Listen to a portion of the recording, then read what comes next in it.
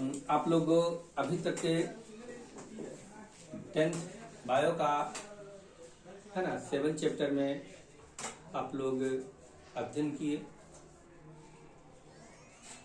पहले मेंडल, फिर Lamarck, Darwin, फिर उत्पत्ति जो हुआ, इसकी उत्पत्ति, ये पृथ्वी की उत्पत्ति 3.5 वर्ष पहले है ना, उसका हीरो और मिलर और हीरो ने मिलकर के वो एक प्रयोग किए और वो बताए कि पृथ्वी का जो शुरुआती भाग था वो अपकारक था है ना, रिड्यूसिंग था, और बाद में जाकर के ऑक्सीकारक हुआ और उन्होंने अपने प्रयोग के आधार पर दिखाया है ना।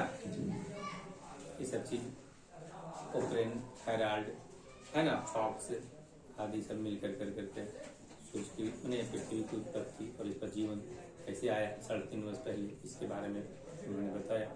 अब आगे की वर्णन करते हुए आप लोग जाति उद्भवन के बारे में जानेंगे। इसी का पार्ट 3, चैप्टर 7 का पार्ट 3 ये है। ये लंबा टॉपिक है, इसमें छोटे छोटे टर्म हैं जो बहुत ही समझना आवश्यक होता है, और इसमें से प्रश्न भी 10वीं क्लास में खूब पूछे जाते हैं और जो ज़्यादा गलती होने का चांस होता है। तो आप लोग 7 चैप्टर को ध्यान से अध्ययन करेंगे ताकि आपका पकड़ जीव विज्ञान पर पड़ सके। अगर आपका जीव विज्ञान पर विशेष पकड़ना है तो जीव विज्ञान में 7 चैप्टर का अध्ययन अच्छा से करना पड़ेगा, उसको बार बार पढ़ना पड़ेगा।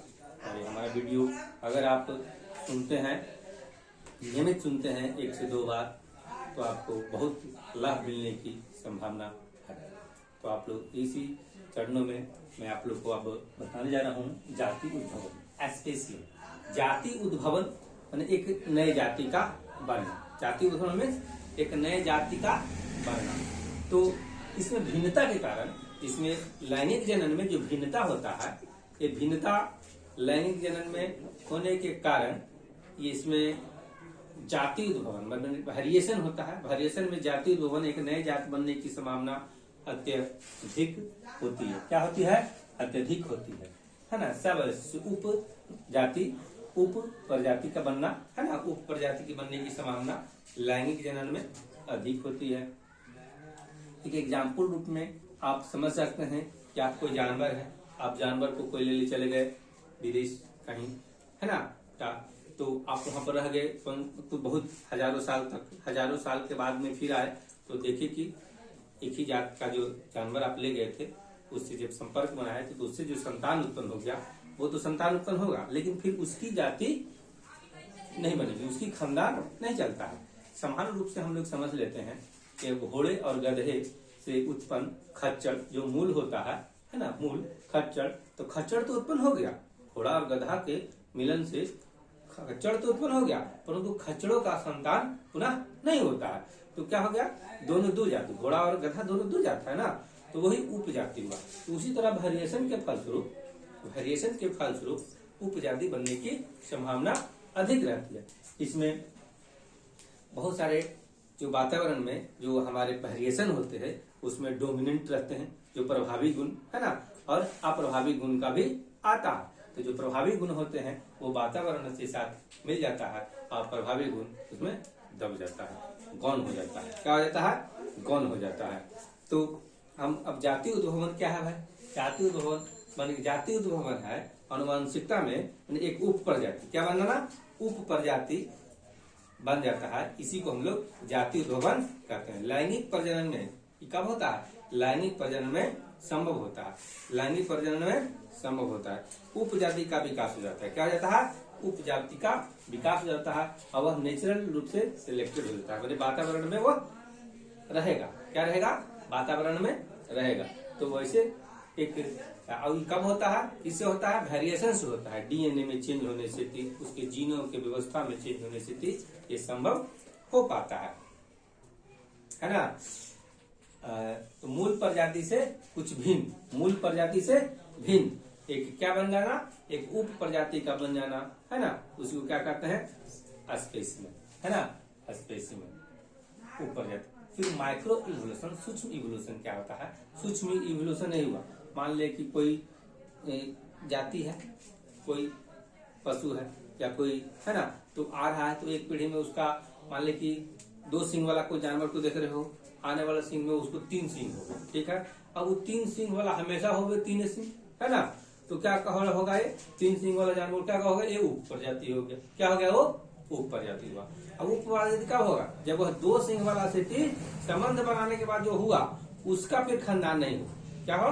वह उसका फिर खानदान नहीं चलेगा। इस तरह के एग्जाम्पल बताए, घोड़े और गधे वाला एग्जाम्पल बताए, खच्चर हुआ, खच्चरों का खानदान नहीं चलता। उसी तरह एग्जाम्पल में उसमें माइक्रो सूक्ष्म विकास हुआ, क्या हुआ उसमें? सूक्ष्म, है ना, माइक्रो इवोल्यूशन हो गया, और वह फिर 3 सींग वाला प्राणी के रूप में आगे चलता है। मैंने वैसा परिवर्तन, सूक्ष्म परिवर्तन, जिससे एक उपजाति, क्या हो? एक उपजाति हो जो पहले वाले जाति से वो भिन्न होता है। पहले वाले जाति से क्या होता है? भिन्न होता है, उपजाति या कहलाता है। अब आगे में उसमें इंटरब्रीडिंग, इसमें अंतः प्रजनन ज्यादा होते हैं। अंतः प्रजनन बारे में स्पेसिमेन की क्रिया चारित्र होते हैं। देखिए, अनुवांशिक विचरण हुआ क्या? अवांछित अनुवांशिक परिवर्तन हुआ, मतलब जो है जरूरत नहीं है और वो हो गया, है ना, तो उसको अनुवांशिक परिवर्तन को वह स्टार्ट है सर। तो उप प्रजाति, है ना, इसमें सूक्ष्म परिवर्तन, है ना, माइक्रो इवोल्यूशन के कारण होता है। क्या होता है? उसमें कारण होता है। अब बहुत सारे क्या होते हैं? बहुत सारे अनुवांशिक गुण है जो, है ना, बिना जरूरत का हो गया। क्या हो गया? बिना जरूरत का। कैसे? भिंग में लाल हो गया, है ना, और क्या हो गया? वो एक हरा हो गया और ब्लू हो गया, तो लाल वाला को भी चिड़िया चुग गई, है ना, और ब्लू वाला को भी चुग गई, और जो हरा वाला हुआ उसको चलते रहा। तो लाल होना या ब्लू होना क्या हुआ? उसका जो परिवर्तन हुआ क्या हुआ? वो अवांछित हुआ, है ना, अवांछित तो अनुवांशिक परिवर्तन हुआ, उसकी जरूरत ज्यादा नहीं है ना। तो अवांछित अनुवांशिक परिवर्तन को हम लोग कहेंगे क्या चीज? जेनेटिक ड्रिफ्ट, उसको विचलन कहेंगे। क्या कहेंगे? अनुवांशिक विचलन कहते हैं। उससे जो एक नया जीव बन गया, है ना, जो जीव बन गया, है ना, बिना अवांछित, जिसकी जरूरत नहीं है ना, और उसमें अनुवांशिक परिवर्तन हो गया, ठीक है, तो उसको क्या कहेंगे? Genetic drift. और नेचुरल सिलेक्शन के द्वारा, है ना, जो स्पेसिमेन होता है जीवों में, उसके द्वारा नेचुरल सिलेक्शन माने प्राकृतिक के द्वारा होता है। नेचुरल सिलेक्शन में ही आप जब होता है तब जाकर के उसमें सब स्पेसिमेन का निर्माण होता है, और अलैंगिक जनन और में उत्पन्न में स्वपरागण जातीय होने की संभावना लगभग नगण्य होती है, ठीक है। अलैंगिक जनन में लगभग नगण्य होती है। अब आते हैं विकास का वर्गीकरण। देखो, विकास का वर्गीकरण है जो बहुत सारे हैं, जैसे जगत, संघ, वर्ग, है ना, वर्ग, गण, कुल, वंश, जाति। ये वो ठीक से थी, आप लोग को याद भी कराए थे। जगत गया संघ बर्गर खाने, गण लेकर करके, और कुल, वंश, जाति उसका क्या हो गया?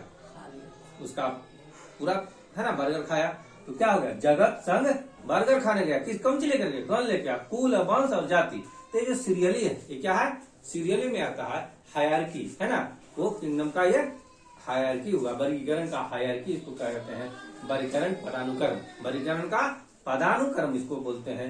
और वह पदानुक्रम क्या है? पहले सबसे बड़ा कौन होता है? जगत होता है, उसके बाद कौन होता है? संघ होता है, वर्ग होता है, गण होता है, कुल होता है, वंश होता है और जाति होता है। मैंने जगत गया संघ बर्गर खाने, गण लेकर के, और कुल, वंश, जाति उसका क्या होगा? है ना, निपुण हो गया। तो उसी क्रम में मैं आपको बताना चाहता हूँ कि फाइलम, जो जगत है वो उप जगत सब किंगडम में हो सकता है, उसमें बंटवारा। फिर उसमें फाइलम है ना, वो डिवीजन होगा।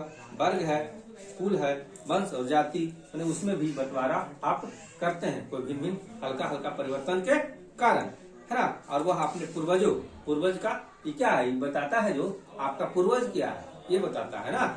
यही है विकास का परिकरण में। इससे पता चलता है कि सभी जीव जातियां एक ही पूर्वज से उत्पन्न हुआ। वर्गीकरण के अध्ययन से यह स्पष्ट है कि जैविक विकास के आधार पर जीवों के विभिन्न वर्गीकृत समूह को एक दूसरे से किस प्रकार संबंधित है ना। जैसे मान लें कि आप लोग देखिए, गाय, बकरी, है ना, ये सब जो दुधारू पशु है, तो दुधारू पशु तो एक ही उत्पत्ति होगा। किसका उत्पत्ति? उत्पत्ति तो एक ही होगा इसका। अब मान लें कि देखिए, हिरण का प्रकार बताइए। हिरण में बहुत सारा है, 12 सिंघा हिरण है, चीतल हिरण है। और देखिए अगर नीलगाय जो आप देखते हैं, नीलगाय भी हिरने का प्रजाति है। किसका प्रजाति है? हिरण का। लेकिन गाय जैसा देखने के कारण इसको नीलगाय बोलता है, लेकिन प्रजाति किसका है? हिरण का। अब घोड़े वाला में, घोड़े का प्रजाति में आया घोड़ा हो गया। अब घोड़े का प्रजाति में दरियाई वही बोला, कौन बोला? जेबरा जो देखते हो घोड़े का प्रजाति। तो घोड़ा में भी बहुत सारा प्रजाति का है ना। गधा कुछ उसी से मिलता जुलता है ना। तो इस तरह का प्रजाति में आता है। और बहुत सारे प्रजाति है जो एक समान दिखने को मिलता है। अब देखिए उसमें तुलनात्मक संरचना अध्ययन के आधार पर, तुलनात्मक संरचनात्मक अध्ययन के आधार पर, किसके आधार पर? तुलना करिए। अब उत्पत्ति के आधार पर तो उसमें एक आता है समजात अंग और असमजात अंग। समजात अंग किसको कहेंगे भाई? समजात अंग जिसकी उत्पत्ति समान हो, है ना, जिसकी उत्पत्ति समान हो, है ना, समान हो तो समजात अंग कहेंगे, है ना। और लेकिन कार्य भिन्न हो सकता है। क्या होता है? कार्य भिन्न। एग्जाम्पल में आप लीजिए चमगादड़, चमगादड़ का अग्रपाद और घोड़े का अग्रपाद। तो घोड़े का अग्रपाद और चमगादड़ का अग्रपाद तो एक ही है, लेकिन चमगादड़ उड़ने का काम करता है और घोड़ा का चलने का काम करता है। उसी तरह बंदर का अग्रपाद, है ना, और आदमी का अग्रपाद। तो आदमी तो चलता नहीं है हाथ से, लेकिन वो अगला हाथ का उपयोग क्या करता है? चलने में भी करता है। सिंपल। तो बहुत सारा ऐसा चीज है जो समजात अंग वैसे अंग कहते हैं जिसकी उत्पत्ति समान हो, उसका ऑरिजिन सेम हो, लेकिन वर्क डिफरेंट हो सकता है। अब आते हैं असमजात अंग। असमजात समझने के लिए आपको करना होगा वैसे अंग जिसका कार्य समान हो, लेकिन उसकी उत्पत्ति भिन्न होती है। जैसे मान ले कि तितली का भी पंख है जो उड़ने का काम करता है, और एक चमगादड़ का भी पंख है, वो भी उड़ने का काम करता है। तो चमगादड़ का उत्पत्ति दूसरे तरह से हुआ और तितली का पंख दूसरे, उसका उत्पत्ति अलग जगह से हुआ। तो इस तरह हम लोग समजात और असमजात अंग के बारे में आप समझिए, है ना। असमजात अंग पक्षी का अग्र, है ना, उस भाग, और तितली का, तो दोनों का जो काम तो एक है, लेकिन क्या है? उत्पत्ति उसका अलग अलग जगह से होता है। फिर भ्रूणीय विकास के अध्ययन पर हम लोग अध्ययन करते हैं, है ना। भ्रूणीय विकास का जब अध्ययन करते हैं ना, तो जो रीढ़ वाला प्राणी हुआ, रीढ़ वाला प्राणी क्या हुआ? मछली भी रीढ़ वाला प्राणी हुआ, और रेंगने वाला भी रीढ़ वाला प्राणी हुआ, और स्तनधारी भी रीढ़ वाला। तो उसका भ्रूणीय विकास में हम देखते हैं कि भ्रूणीय विकास में इस सब का एक ही है, कहीं न कहीं वह मैच करता है। भ्रूणीय विकास मैंने गर्भ के पहले, मैंने जन्म के पहले गर्भावस्था में जब अध्ययन करते हैं तो भ्रूणीय विकास में सभी नोटों का, और जिसका रीढ़ वाला होता है उसका एक न एक जगह पर समानता होता है। ठीक है। फिर बाद में आया जीवाश्म। किसका अध्ययन? हम लोग जब जीवाश्म, पैलियोंटोलॉजी, जीवाश्म के अध्ययन को क्या कहते हैं? पैलियोंटोलॉजी कहते हैं। और पैलियोंटोलॉजी में हम लोग जब जीवाश्म किसको कहते हैं? जैसे कोई जानवर मर गया लाखों वर्ष पहले, दब गया, और उसका जो फॉसिल निकलता है ना, हड्डी उड्डी निकला, जो उसको क्या कहते हैं? जीवाश्म। जीव का अंश जीवाश्म का अध्ययन को हम लोग करते हैं जीवाश्मोलॉजी, है ना, जीवाश्म विज्ञान या पैलियोंटोलॉजी करते हैं। अब इसमें जब अध्ययन किया गया, बहुत सारे, जैसे डायनासोर विलुप्त हो गया, डायनासोर का भी मिलता है हड्डी, बड़ा बड़ा हड्डी मिलता है। तो एक ऐसा प्राणी मिला जो, है ना, जिसका पक्षी चोंच हुआ, पक्षी की तरह पंख भी हुआ, है ना, लेकिन उसका कुछ रेंगने वाला के जैसा, पक्षी और रेंगने वाला का जो कड़ी था, उसका नाम था आर्कियोपटेरिक्स। क्या नाम हुआ? आर्कियोपटेरिक्स। आर्कियोपटेरिक्स एक ऐसा जीवाश्म मिला जो रेप्टेलिया और एबीज, माने पंछी, माने रेंगने वाला और पंछी के बीच का जोजक कड़ी हुआ। तो ये दोनों से आर्कियोपटेरिक्स एक साक्ष्य है जो बतलाता है कि पक्षी का और रेंगने वाला का उत्पत्ति एक समान हुआ। क्या हुआ? एक जगह से हुआ, है ना। तो जीवाश्म के अध्ययन से उसकी उत्पत्ति के बारे में उद्भेदन करते हैं हम लोग, उसके बारे में जानकारी हम लोग प्राप्त कर सकते हैं। तो आप लोग आर्कियोपटेरिक्स के बारे में याद रखिएगा। आर्कियोपटेरिक्स क्या है? एक जीवाश्म है जो जिसके जो कड़ी है पक्षी और रेंगने वाला के बीच में, उसके चोंच में क्या था? दांत था। चोंच में क्या था?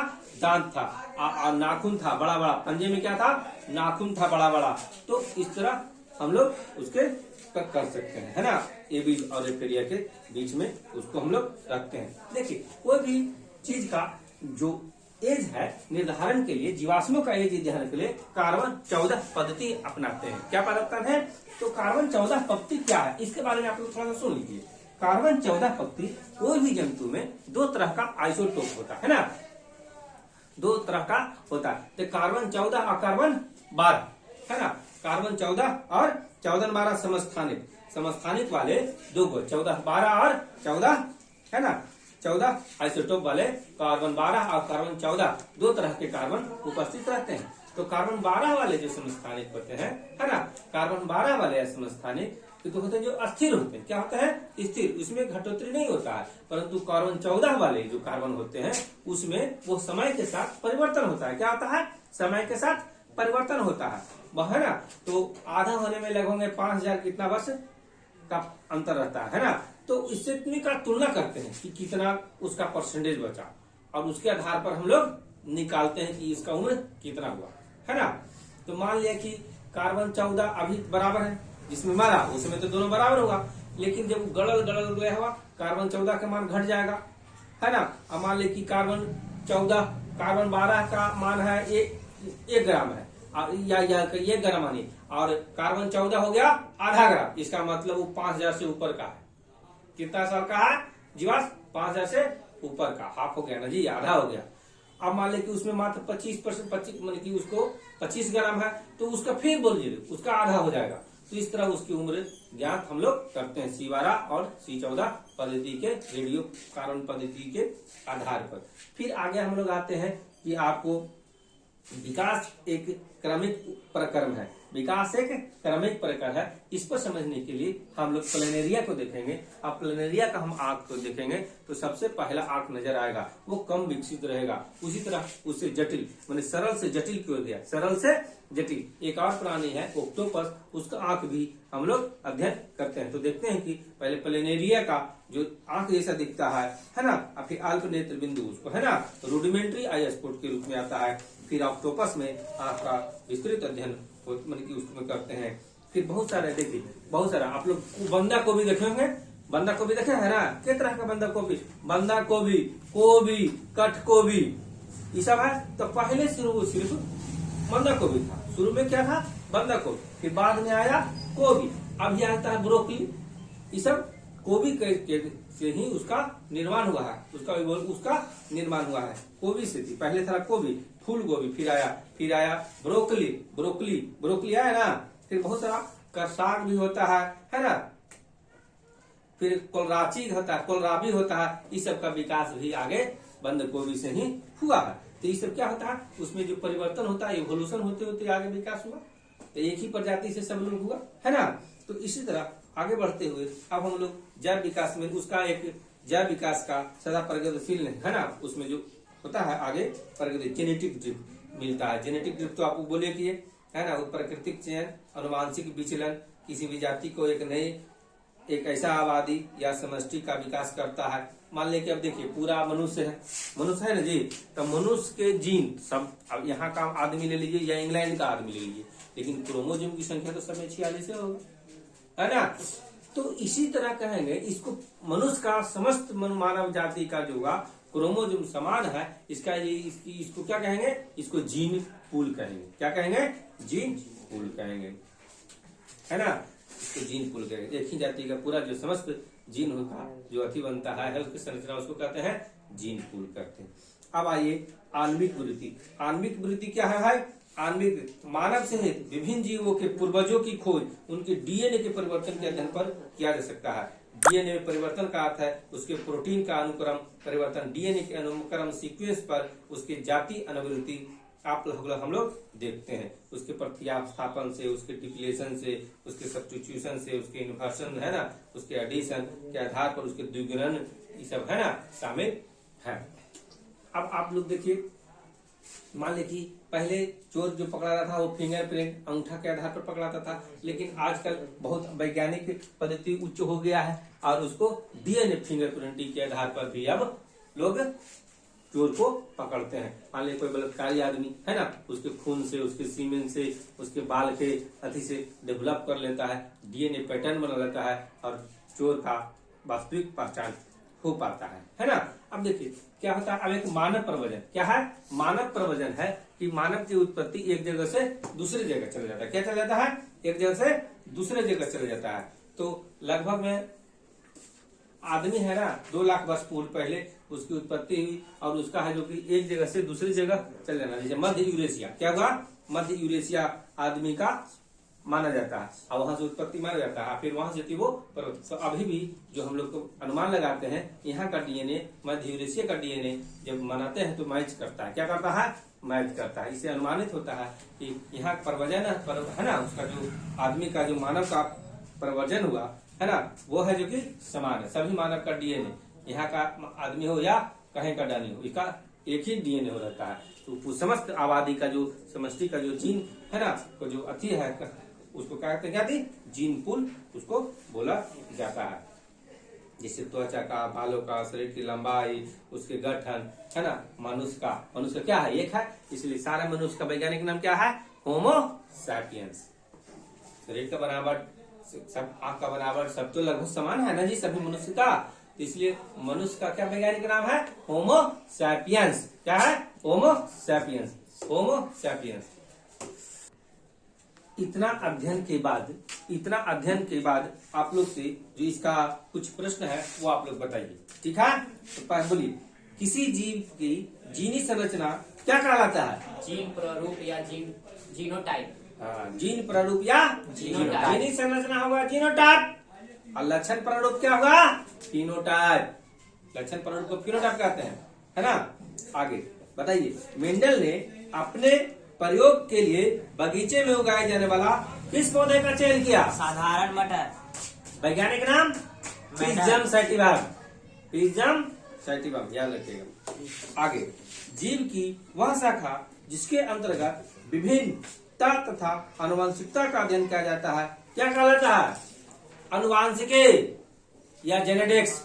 आनुवंशिकी या जेनेटिक्स। देखिए, अफ्रीकी मानव का सबसे निकट संबंधी कौन था? चिंपैंजी। बहुत अच्छा। पक्षी और तितली के पंख क्या है? असमजात, है ना? समजात अंक है ना? समजात हो गया होमोलोगस। समजात हुआ होमोलोगस, ये क्या हुआ? असमजात हुआ। क्या हुआ? असमजात अंग हुआ। अब आप लोग देखिए, है ना, इसमें कुछ भरने वाला भी है, तो भरने वाला देखो, एक ही जाति के विभिन्न सदस्यों में पाए जाने वाले अंतरों को क्या कहते हैं? विभिन्नता। विभिन्नता। जैसे 2 भाई है ना जी, रोशन और ऋषु 2 भाई, लेकिन दोनों का नाक आंख बनावट अंतर है, तो 2 भाई हो गया। चलिए ठीक है, आगे। मेंडल के एक संकरण के प्रयोग से प्राप्त लक्षण प्रारूपी अनुपात क्या है? 3 अनुपात। लक्षण प्रारूपी माने फेनोटाइप कितना? 3:1। हंस के बोलो, जानते हो तब। आगे, एक जीवाश्म की आयु निर्धारण के लिए कौन सा वैज्ञानिक विधि है? Radio carbon 14 carbon 14। उसमें कौन बोलेगा, है ना? अगला बोलो, जीवों के किस जटिल अंग की उत्पत्ति अचानक नहीं बल्कि अनगिनत पीढ़ियों में हुआ? बोलिए। क्रमिक विकास। क्रमिक विकास के द्वारा हुआ। क्रमिक विकास के द्वारा हुआ। ये कौन बोले थे? वही जो जहाजवा पर घूमे थे। कौन घूमे थे? डार्विन।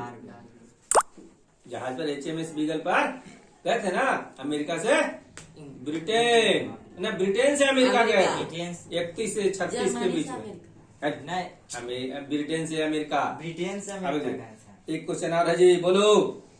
आर्कियोपटेरिक्स नामक जीवाश्म में कौन है? रेप्टिलिया और एविड। रेप्टिलिया और एविड।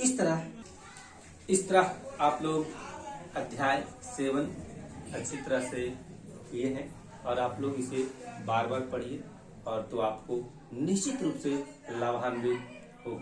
धन्यवाद।